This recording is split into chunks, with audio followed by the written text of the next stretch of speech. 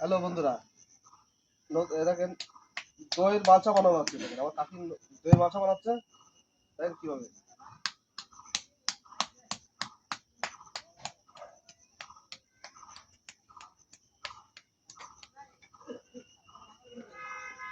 এটা জংশন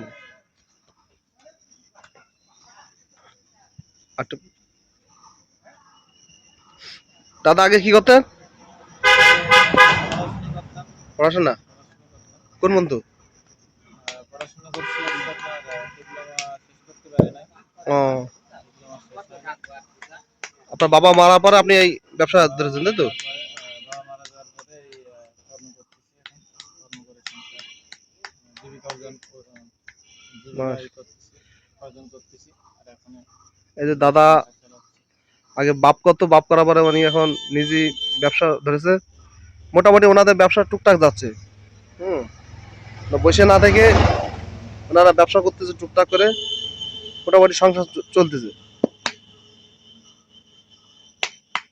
এই দেখেন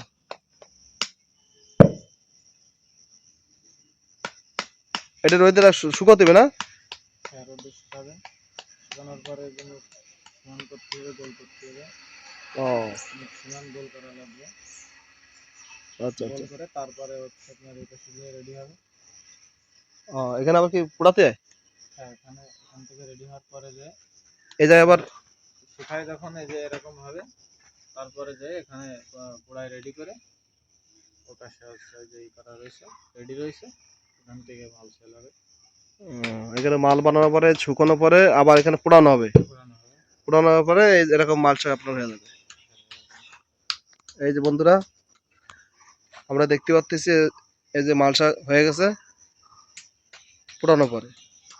মালসা রেডি রয়েছে, এখন ওটা ই করে দই করতে হবে। ধন্যবাদ ভাই।